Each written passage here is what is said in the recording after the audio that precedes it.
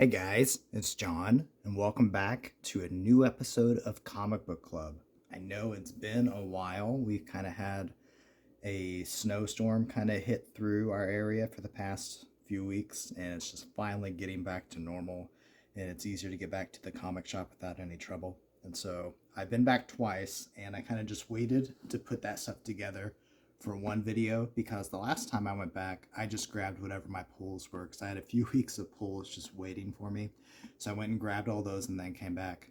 And then I came back this past weekend and got my pulls and did a little bit of looking around. So I'm slowly getting back into the swing of things. So I'm going to go ahead and start with some of my pulls. So with TMNT, we have TMNT Journeys number 6, Battle Nexus number 3, and number 4. Now, I haven't read number 5 yet of this. I need to read 5 and 6, but this has been really good so far, and it's Peter Laird, so I'm not too surprised by that. I started Battle Nexus, and I read number 1, and I wasn't too thrilled with it. There are parts of it I liked, but overall I wasn't really enjoying it, so I'm glad this is a short run. And I'm hoping that maybe it gets a little bit more enjoyable as we get going, but it just didn't seem like it wasn't my version of TMNT that I preferred. So I know there's going to be people that like this, but it hasn't been for me so far. I mean, it was just one issue in. So I got those, and then another set of pulls in here. So this was a back issue, or I think they did a second printing of maybe this one. So this was Justice League Unlimited number 12, which is the beginning of the Terrific 10 storyline. I had started getting these with number 13, so I was already one behind. So I was able to get this when it picked back up. And from what I can tell is Mr. Terrific has gathered like a multiversal Justice League team, and that just seemed fun to me. So this was part 1, number 12, and then we get to part 4, number 15. And then we have the reprint of the classic Alan Moore story, Whatever Happened to the Man of Tomorrow, Superman number 423. And then a reprint of or facsimile of The Punisher from number 1 from his miniseries from the 80s. And then Avengers number 35, getting to the end of this Kang story. Youngblood number 3 of the new volume. Green Lantern 31, as we're dialing in on he and Carol getting engaged. Wrestle Heist number 2. I really liked number 1. That was a lot of fun. Albeit I've loved wrestling for a long time, so that's kind of like I got that background schema going into this. So I don't know how this would play for someone who has no understanding of wrestling stuff, but for me, I enjoyed it. So I'm looking forward to number 2. This is the Larry Hama Notes edition of G.I. Joe number 49. So it just reprints the story, but then in the back it has some thoughts, like a commentary from Larry Hama. And I've been trying to grab these because I'm pretty sure these are like, money going back to him because he doesn't make any residuals on G.I. Joe. So reprints and stuff like that are the only way that he'll be getting some money. So I'm grabbing these. And then Thundar the Barbarian number 1. Looking forward to reading this. And I love this. Irby Street, obviously Jack Kirby. So this will be exciting. So those were my polls. And then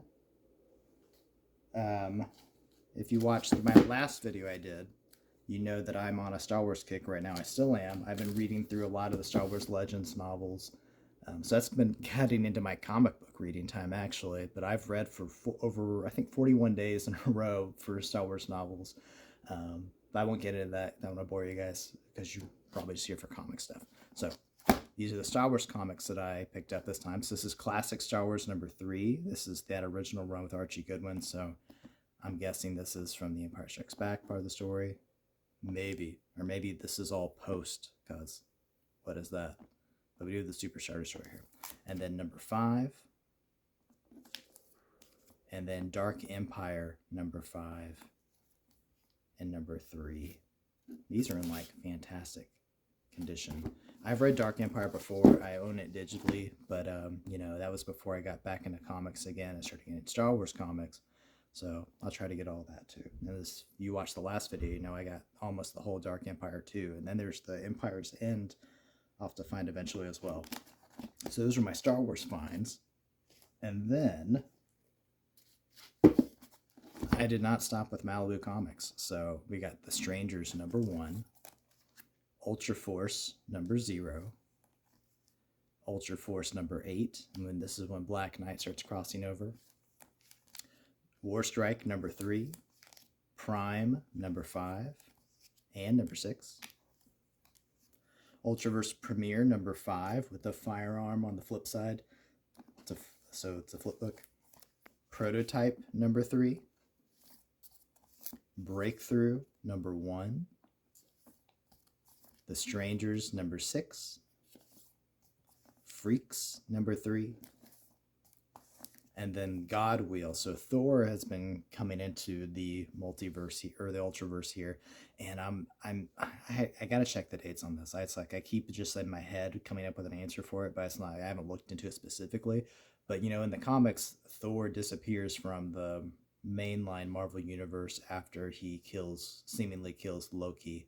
After Loki kills that innocent human.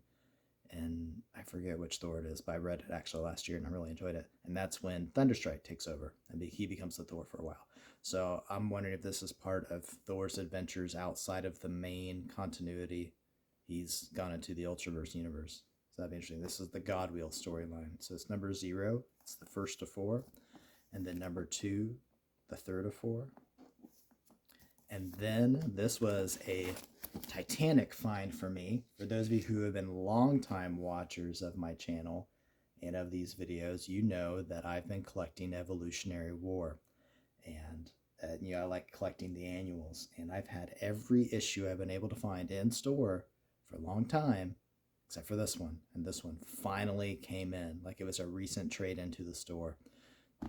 So Spectacular Spider-Man Annual, the Evolutionary War. I have completed that storyline, so I get to look forward to reading that too. So that was great. And I got one more thing I need to grab. I just realized I didn't have it over here with me when I started, so give me a second.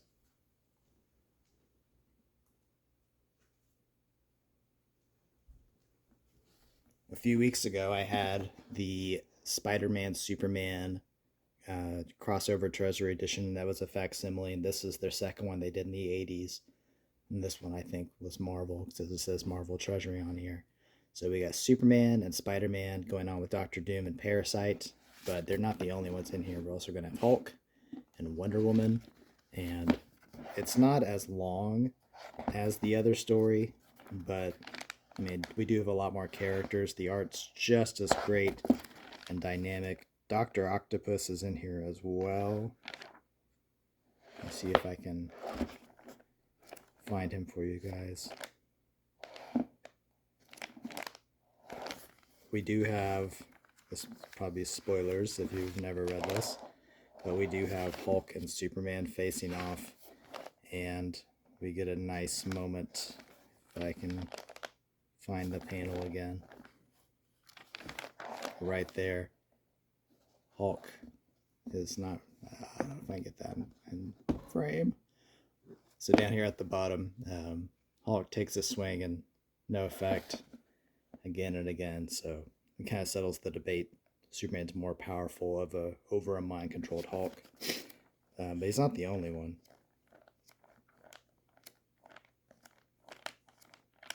Might have been, yeah, I think it was the original book. Spider-Man comes across the same thing when he tries to punch Superman in the stomach and doesn't really do much. Maybe Doc Ock was in that first book. I'm just misremembering because I'm not seeing him here at all. So Doc Ock was in the first book. Doctor Doom is in the second book. So there's that as well. It's great to get back to the comic shop. Good to get back into the routine of things. And looking forward to getting there some more. We're going to be having a convention coming up, I think March 7th.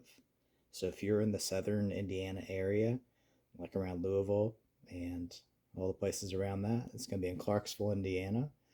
I forget the exact location, but if you look up Mad Comics, Google search it, and look up for convention in March, there's going to be one there. So I'm looking forward to going there. A lot of comic stuff in the area going to be coming together, so there's going to be a lot of sales and Phil Longbox type stuff. So that'll be fun, and I'm sure I'll have a lot of stuff from that. All right, guys. See you next time.